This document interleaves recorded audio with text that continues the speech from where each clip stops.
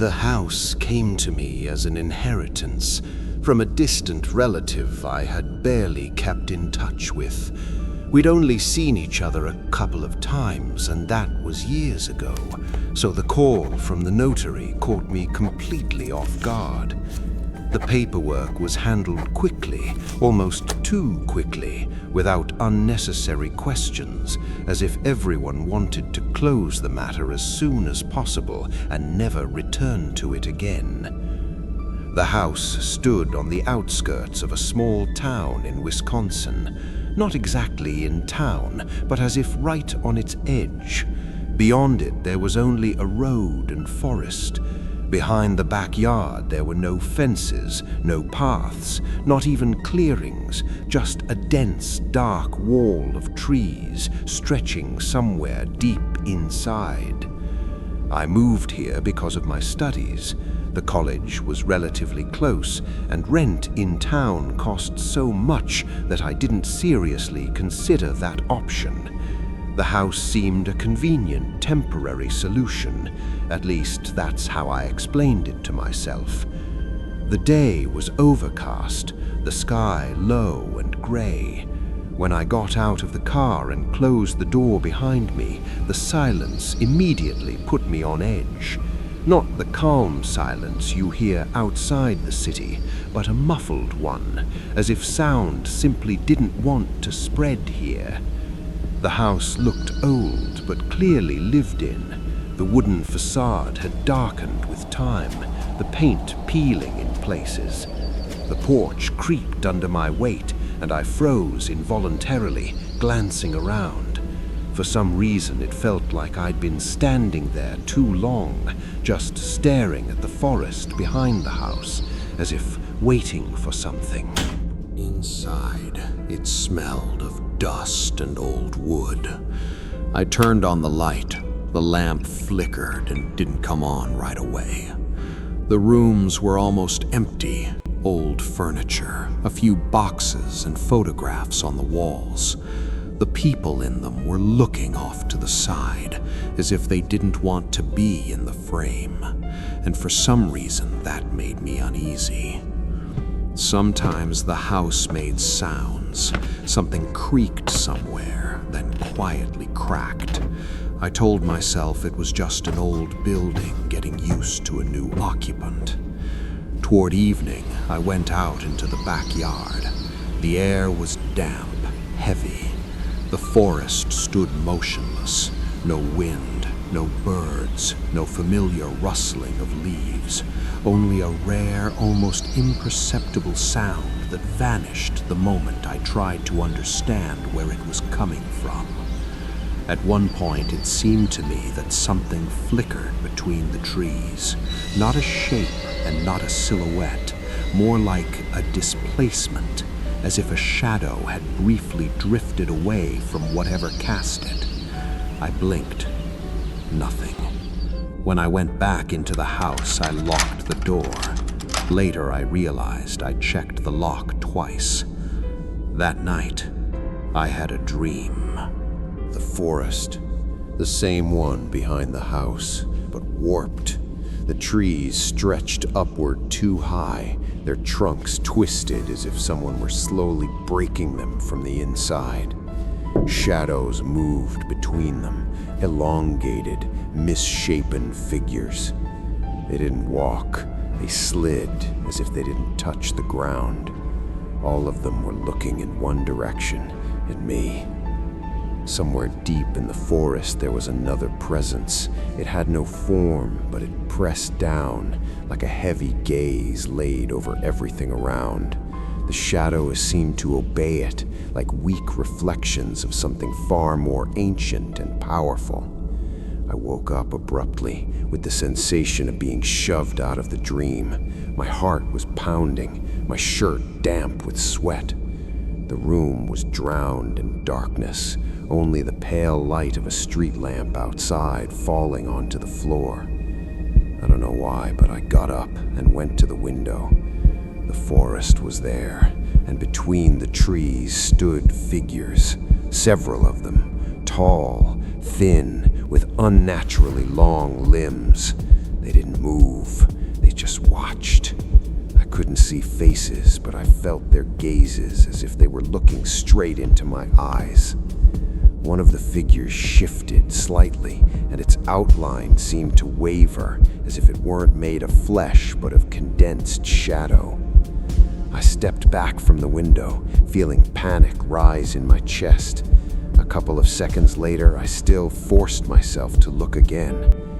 The forest was empty. I went back to bed, not understanding what had been a dream and what hadn't. In the morning, everything looked ordinary. The forest was green, calm, almost harmless. If it weren't for the heavy feeling somewhere inside, I would have decided it was all just a nightmare. I got ready and went into town. On the way to college, the town looked quiet and a little tired. Narrow streets stretched between old houses with faded facades where worn flags still hung here and there. A corner shop glowed with a sign reading, "Open 8 a.m. to 9 p.m., and the smell of fresh coffee drifted from inside. People hurried about their business, cars passed by, and life flowed as if nothing strange had ever happened here. "Lost?" A voice sounded behind me. I turned around. A guy stood in front of me with a backpack, slightly messy dark hair, and an open, friendly smile. A little, I admitted. It's my first day here. Then you're in luck, he smirked. I'm heading to the college myself. Tom. I said my name and shook his hand. Nice to meet you. It's easy to miss the right turn here, especially when everything around looks equally boring, he said. Come on, I'll show you. His hand was cool, but the grip was firm and somehow reassuringly human. We walked side by side. Tom started talking right away, easily, without awkward pauses, as if we'd known each other for a long time. Just so you know, the cafeteria in the north building is a trap. Looks fine, but the coffee's worse than from a vending machine. Better to go to the little cafe by the library. I smiled. I'll keep that in mind. So where did you move from?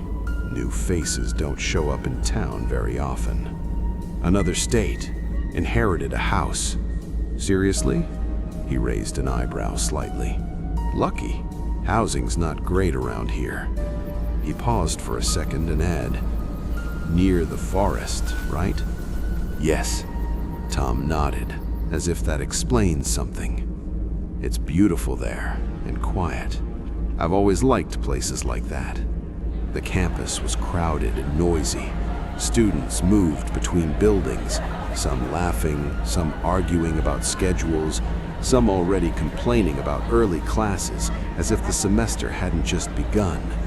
The air was filled with voices, footsteps, and the hum of life. Tom led me to a group of people sitting on wide concrete steps in front of one of the buildings. Guys, he said, this is Mark. He just moved here. They nodded. Someone waved. Oh, fresh blood. A tall guy in a hoodie smirked. I'm Jake.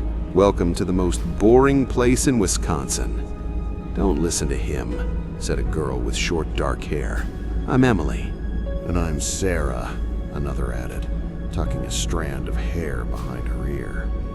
What department are you in? We quickly got talking. I answered a couple of questions. Someone talked about which professor was the worst. Someone else about where it was best to kill long breaks. It was all surprisingly normal and even pleasant. Seriously, Mark, Jake said, lazily swinging his leg. If you survive your first month here, it'll get easier.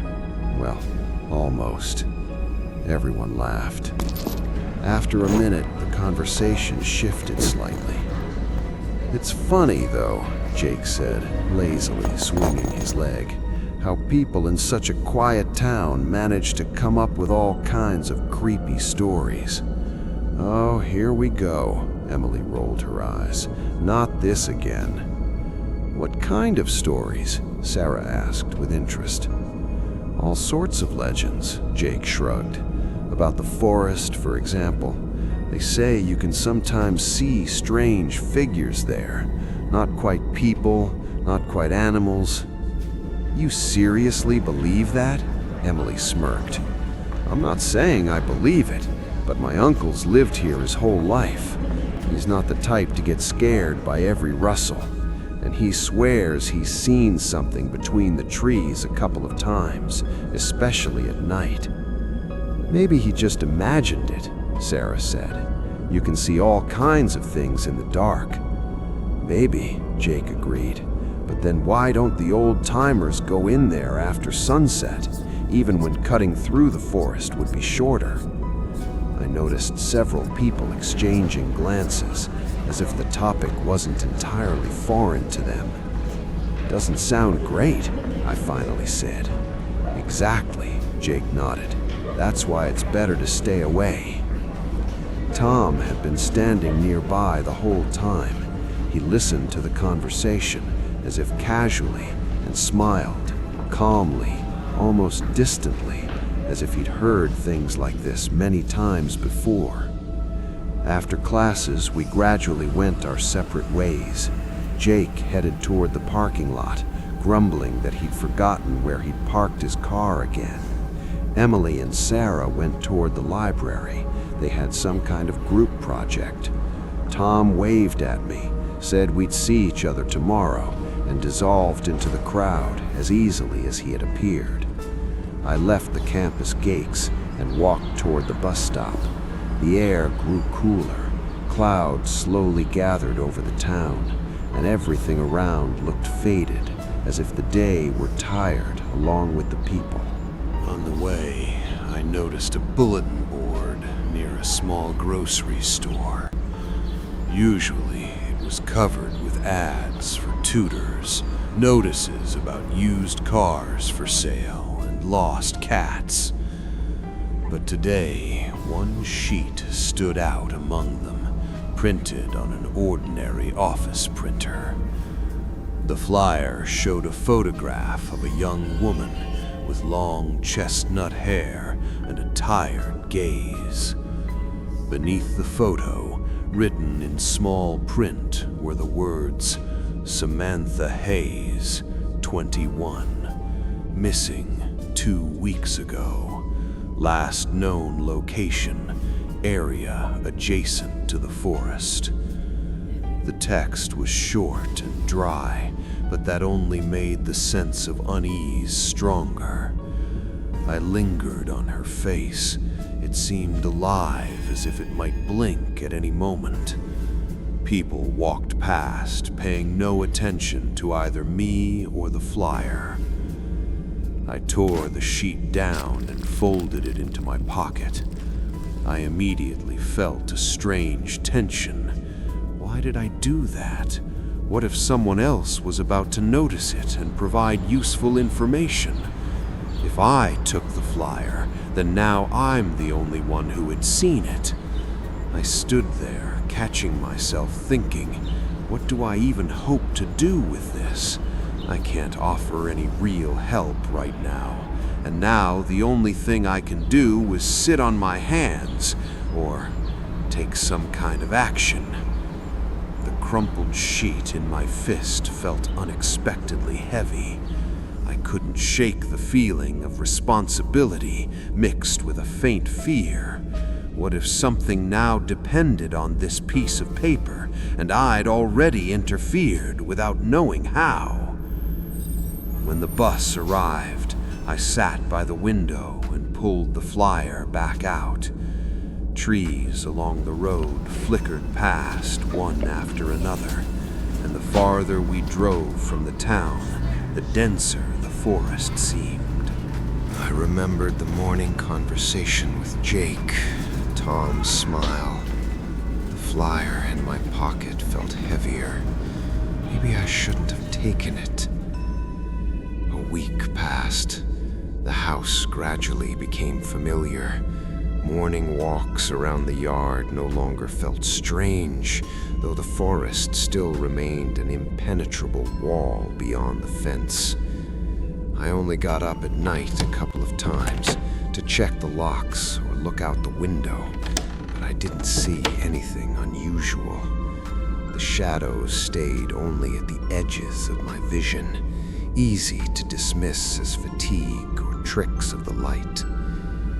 At college, life slowly settled into a routine. Tom turned out to be a good guide. He showed me where to find books, where it was best to sit during lectures, and where you could grab a quiet bite to eat. Jake remained loud and sarcastic, but occasionally surprised me with genuinely useful advice. Emily and Sarah, though busy with their group project, gradually pulled me into conversations about life in the town, classes, and even simple everyday things. What cafes were better, where to buy textbooks, where you could sit with a laptop and coffee. We laughed together, joked around, sometimes complained about professors. It all felt like ordinary student routine. But hidden inside that routine was a faint worry, a sense that beyond these walls, something remained unknown. The flyer with Samantha was still tucked into the pocket of my notebook. Sometimes I pulled it out, just stared at the photograph and reread the text. I thought about who she was, what she'd been doing, and where she might be now. I understood that enough time had passed for someone to have acted if they truly wanted to help, but all I could do was watch from the sidelines. Sometimes I caught myself thinking, what if the forest really is hiding something? Or what if whatever took her is still there, motionless, waiting? The thoughts were unpleasant, but I didn't let them fully take over.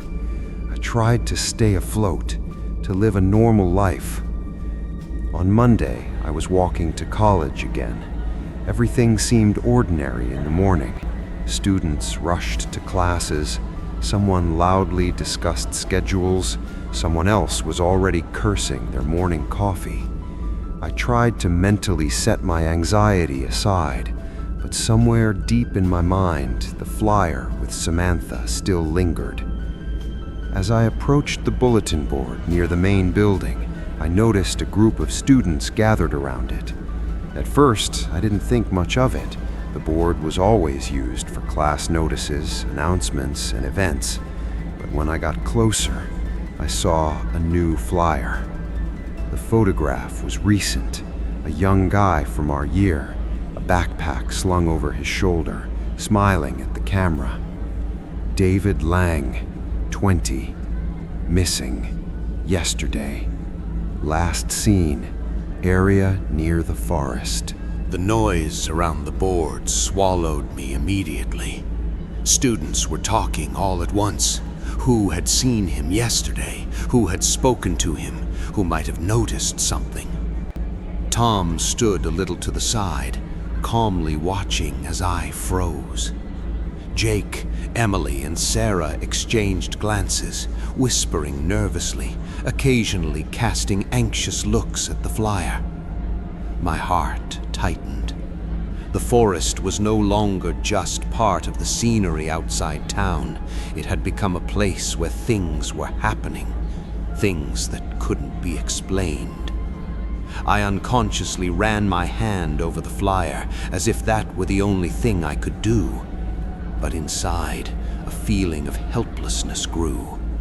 We were all looking at the same board, yet someone had disappeared, and I understood that this was no longer just a local legend. On the way back home, I noticed how the shadows of the trees along the streets had grown denser. My imagination was playing a cruel trick on me. Or was it? The slightest rustle of leaves, every small sound made me shudder, even though the streets were empty. That evening, when we met Tom, Jake, Emily, and Sarah in a small cafe, the conversation wasn't joking anymore. Even small movements and glances felt overly deliberate, as if we ourselves were becoming part of something larger. I pulled out Samantha's flyer again. It lay in my pocket like a heavy weight, small but tangible. Now the anxiety wasn't only about her and David. To be honest, I was worried about myself and my newly made friends as well. We sat at the table, almost in silence, listening to the cafe's background noise, which suddenly felt too distant. Emily spoke up. My grandfather used to say that this forest was sacred to one of the native tribes. People lived here for centuries, knew every stone, every path. They hunted, gathered plants, healed the sick with herbs, held rituals in honor of the forest spirits. Everything they did was tied to the forest. And one day, Sarah cut in, outsiders came with guns. They came from elsewhere, thinking they could take the land without trouble. They didn't understand that people lived here who honored the forest and knew its power. I felt my breath tighten in my chest. At first, the tribe tried to negotiate, Emily continued, but the outsiders didn't listen. They shot indiscriminately, destroyed huts, took animals.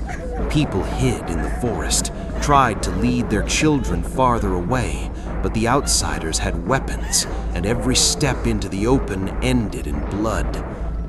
Men, women, the elderly, Sarah added, everyone was slaughtered. Those who survived hid among the trees, but they understood resistance was useless. And then the chief, Emily said quietly. He climbed the hill where rituals had once been held and stood before the forest. Screaming, crying, he called out to the spirits of his ancestors, to the land itself, to the trees. He asked that the forest take revenge on those who violated the peace of these lands. He cursed the ground. We all fell silent. I looked out the window. The night city had sunk into quiet, and the forest, which had once seemed like nothing more than a dark wall, suddenly felt like something greater. Every branch, every bush seemed to move just a little differently than usual. Maybe it was just a play of light and shadow, or maybe something else. I couldn't say for sure. Tom stayed silent, only nodded, but I noticed his gaze linger on the forest longer than everyone else's. Maybe he felt uneasy too. Emily sighed and looked toward the windows. It's strange, she said softly, how the forest has always been here, and only now are we beginning to notice its power. And it's not the first time, Sarah added, gripping her coffee mug. My friend's grandfather said that disappearances like this happened here long before us, long before the college. People vanished, gone for days or weeks. Sometimes they came back, but not the same. I frowned. Wait, are you saying this has been happening here for a long time, and no one ever really understood why people disappeared? Yes, Sarah agreed. The old-timers always said, the forest chooses, and nothing can be predicted. And how did they explain the ones who came back? People changed? They say, Emily added quietly, that those who returned weren't the same as before. The returned ones seemed to imitate who they used to be. Sometimes the forest chooses those who are too curious, Tom said softly, smiling faintly. His words sounded innocent, but there was something cold in his voice, as if it weren't just an observation, but a warning. I stepped closer to him. And you You really think this isn't just legends? Tom nodded quietly, his eyes sliding back to the window, toward the forest. Strange things happen. Sometimes you want to believe it's just scary stories. His voice was calm, almost distracted. But it seems it's not that simple. I looked at the window again. The forest stood like a dark wall, motionless, yet somehow alive. And even though I didn't know whether to believe the story, I felt the weight of all the missing flyers, Samantha's, David's, pressing against my chest. We parted ways at the intersection. Jake went toward his car, Emily and Sarah toward the bus stop. Tom, as always, smiled, said we'd see each other tomorrow, and disappeared around the corner as quietly as if he'd never been there. I walked home on foot. The night was dense, warm, and strangely soundless. Streetlights illuminated islands of asphalt, and between them the darkness felt thick like smoke. Somewhere far away, insects chirred, but the closer I got to the forest, the quieter it became, as if sounds were afraid to come near. And then I saw a silhouette. It stood at the boundary of light and shadow, between the sidewalk and the trees. At first, it looked like a person, just someone who'd stepped out for a smoke or a breath of air. But the longer I looked, the tighter something clenched inside me. Straight. Motionless. "Hey," slipped out of me, and my own voice sounded strange. The figure slowly raised its head. The face was not where it should have been. It seemed to have slid downward toward the throat, like a poorly fastened mask. The eyes sat deep, pressed inward, reflecting the streetlight with dead, wet points. The mouth stretched far too wide, as if the skin hadn't been meant for a human smile. My mouth went dry. The creature took a step forward. Its legs bent where they shouldn't have, the knees bent backward, like an animal's, yet the movement remained disturbingly human. Each step was accompanied by a quiet crunch, as if something inside was breaking and snapping back into place. Two more came out of the forest. I didn't realize it right away. At first, the shadows simply grew denser.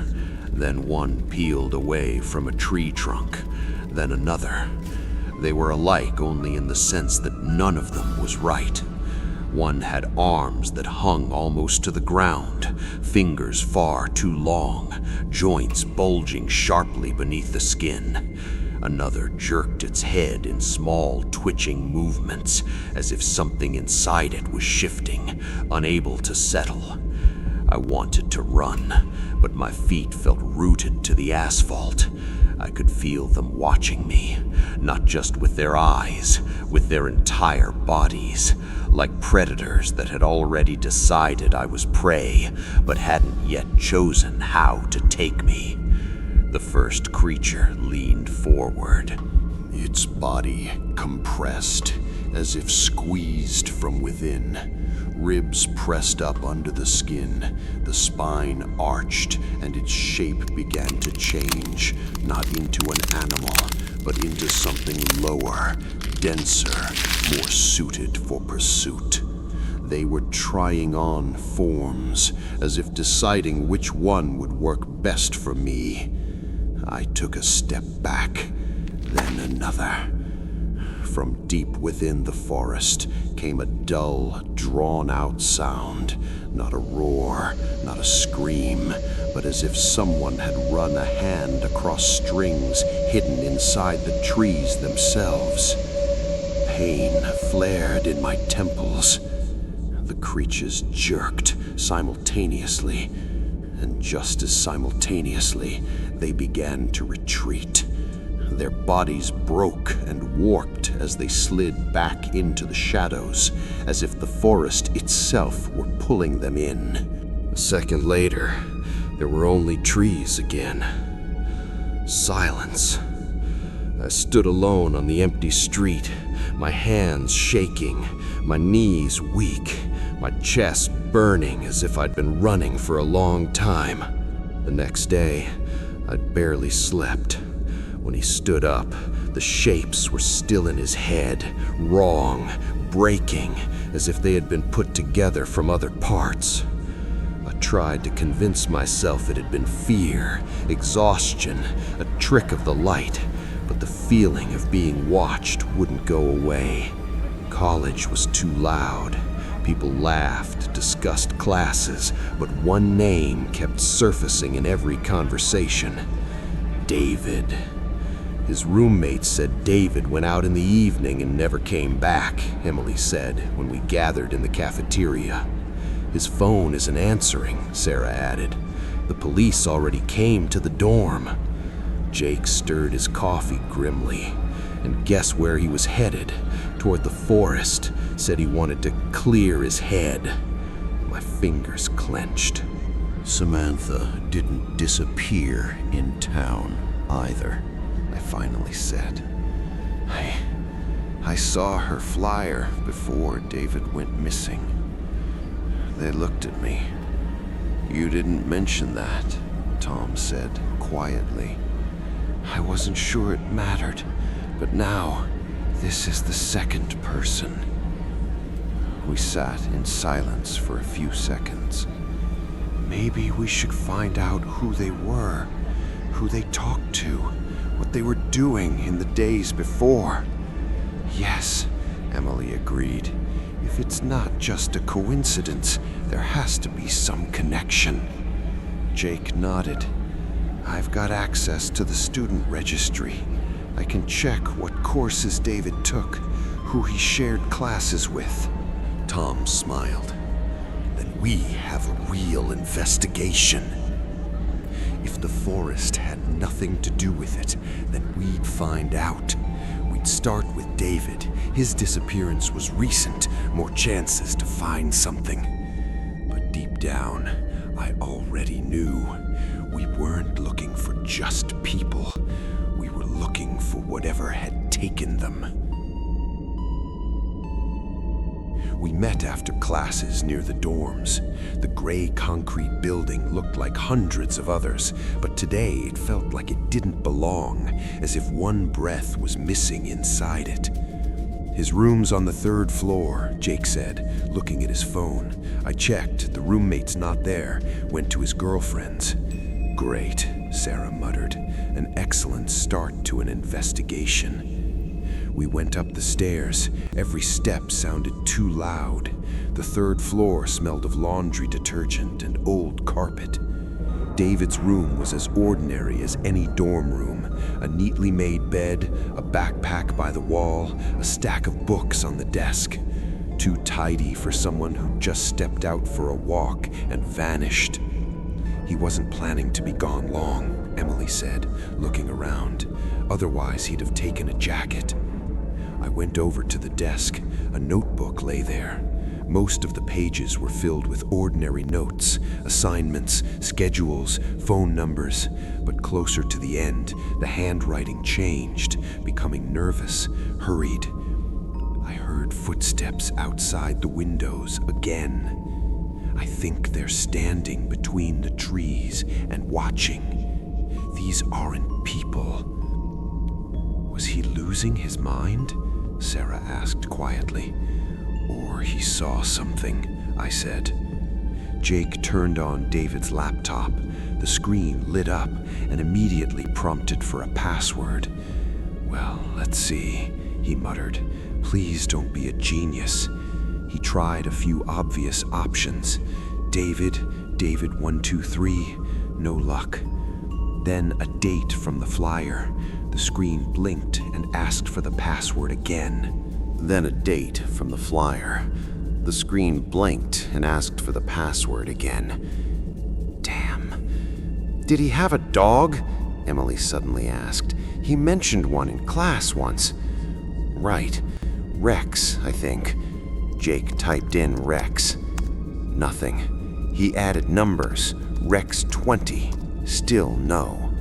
Then he paused, erased it, and typed Rex 2004. The screen froze for a second, and the desktop opened. "Yes," Jake exhaled. "So much for paranoia." I didn't feel relieved, only a strange sensation, as if we'd crossed a line we shouldn't have. There was almost nothing on the desktop, a couple of documents, some class files, but the browser was open.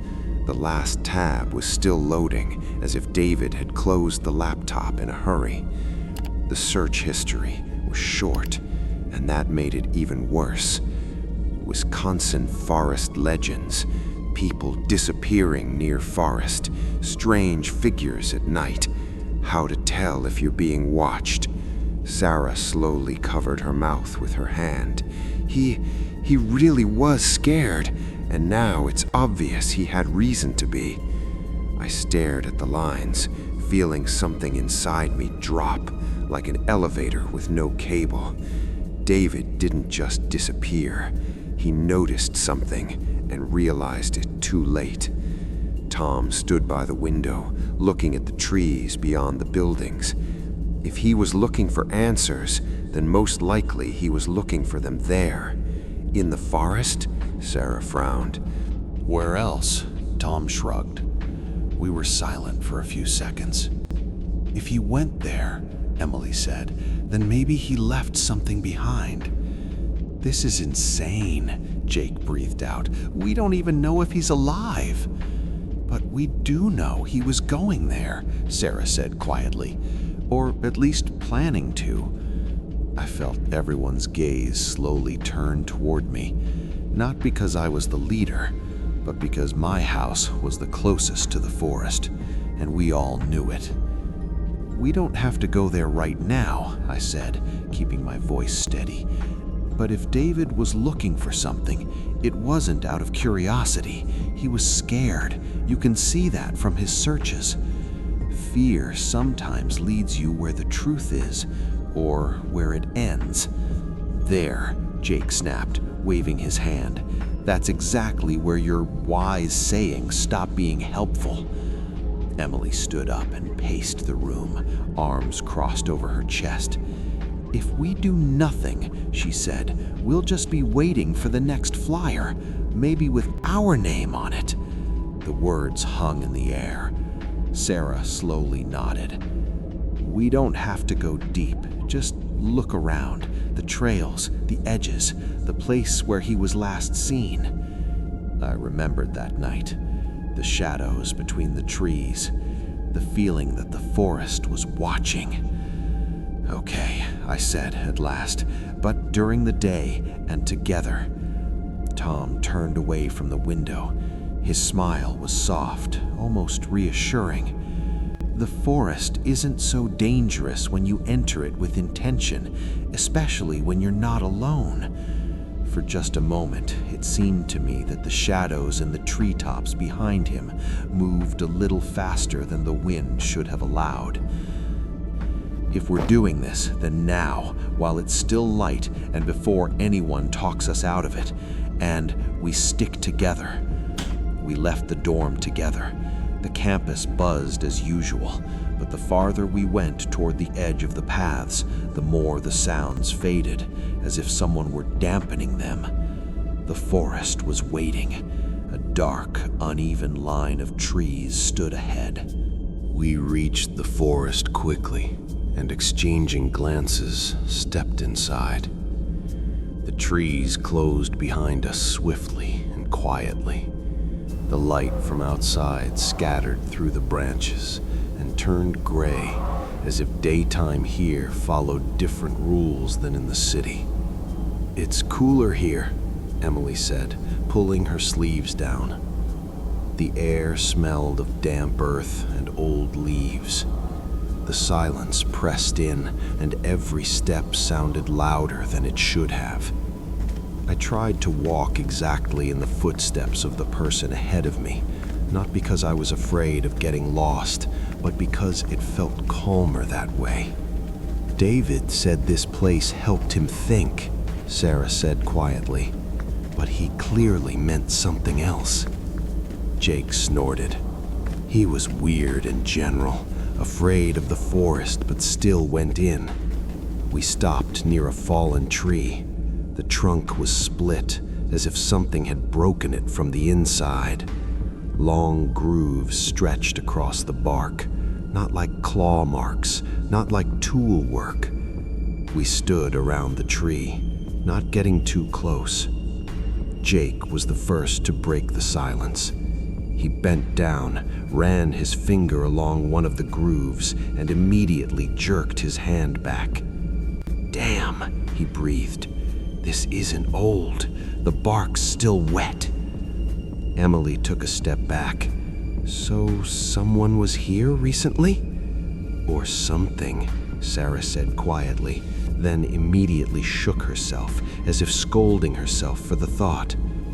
I looked at the trunk again. The grooves weren't random. They went upward at an angle, as if something had been pulling itself up, using it for support. The thought was unpleasant, and I pushed it away. "Let's not fixate on it. That's not why we came." My voice sounded calmer than I felt. My heart was beating a little faster than it should have. "Things like that happen," Tom said at last. "The forest is old. Maybe a deer got caught, or a bear. They live around here." "Bears?" Jake snapped his head up. "Rarely," Tom shrugged, "but it happens." Jake and I exchanged a look. "He's not freaked out at all," Jake whispered to me, so quietly I barely heard it. "Maybe he just doesn't want to panic," I replied, though I didn't fully believe it myself. We moved on. No one spoke, but our steps drew closer together, almost synchronized. The trail gradually narrowed. The leaves underfoot grew thicker, softer, like we were walking on a carpet no one had disturbed for weeks. At some point, I was the first to notice. "Wait," I said, raising my hand. Everyone stopped. A little off the trail, between the roots of an old tree, lay a backpack, dark blue, with a torn strap. It was half covered in leaves, as if it had been dropped in a hurry. "This," Emily started, but didn't finish.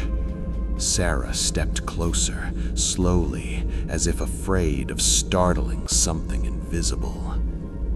"David had one like that," she said. "I remember exactly. He always wore it over one shoulder." Jake crouched down carefully, without touching it with his hands, and unzipped a pocket using a stick. Inside was a notebook, its edges soggy from moisture, and a pair of broken headphones. "The cops would have taken this," he whispered, "if they'd found it." I felt cold, even though the air hadn't changed. "So they didn't get this far," I said. "Or they didn't want to," Emily added quietly. We fell silent. The forest around us seemed to draw closer, not with steps, but with attention. I felt it physically, like pressure in my ears. "We need to go back," Jake said, "and show this to the sheriff right now." "Yes," Sarah said quickly. "This isn't a joke anymore." I turned to tell Tom it was time to leave, and only then realized he wasn't there. "Tom?" I called. I turned in a circle, counted again. 1, 2, 3, 4. "He was just here," Emily said, her voice breaking. Jake spun around sharply, staring down the trail behind us. "Tom, cut it out!" But the trail was empty. Sarah said slowly. "We agreed not to split up." She stopped mid-sentence. She sharply turned her head to the right. "Did you hear that?" The sound was quiet. Not a step, not a branch snapping. More like a brief displacement of air, as if something very fast had passed between the trees. Sarah took a step back, then another. We didn't notice it at first. Everyone was looking around, trying to locate the source of the noise. And then, a worse sound came. It was short, clean, like something sharp slicing through the air. Sarah collapsed to her knees almost instantly. Emily and I rushed to her at the same time. I managed to grab her shoulder, feeling her jerk as she tried to breathe. Blood streamed between my fingers. Hot, slick. Hold on, hold on. I hoped the words might help. Her mouth opened, but no sound came out. Only a wet, broken rasp. Her eyes darted wildly, clinging to us, as if searching for an explanation. And then, something yanked her backward, sharp and precise. I couldn't hold on. Sarah slipped from my hands as if she'd simply been pulled out of space itself. She vanished between the trees. For a second, everything froze. We were paralyzed with fear. And then came the sound. A dull crack. Then another. Not branches, bones. The sound was wet, heavy, with short pauses, as if someone were breaking a body apart piece by piece, unhurried. Then something else joined in, a low, guttural chewing with ragged breaths, a sound that couldn't be mistaken for anything else. "No," Emily sobbed. One looked like a wolf, huge. It stood on two legs, unevenly, as if its body wasn't meant for it. Its back arched at a wrong angle, something bony protruding from its chest, as though the body had grown into itself. Nearby, something else moved, lower, longer, too many joints. Though it was busy feeding, it still jerked around, as if it didn't understand how to use its own limbs. And a third silhouette, thin, elongated, with arms hanging almost to the ground. It bent toward the place where Sarah had disappeared. The final sound came, short, dull. After that, only chewing. Jake grabbed my sleeve. "Run, now!" I nodded. My legs wouldn't listen. On the ground, near the fallen tree, lay David's backpack. I grabbed it instinctively. Something nearby glinted. The bracelet. Sarah wore it on her right wrist. I picked it up, realizing it was all that remained of my friend. The metal was warm. "Run! Run! Run!" I shouted. My voice sounded like it wasn't my own. We turned at the same time. Something shifted behind us. We ran, stumbling, not caring about the trail. Branches lashed our faces, roots caught our feet. But I didn't stop. I knew one thing. If we fell, no one would help us up. When we finally burst into the light, I understood that everything had changed. Sarah was left there. Tom was gone, most likely dead too. And whatever lived in the forest was no longer hiding.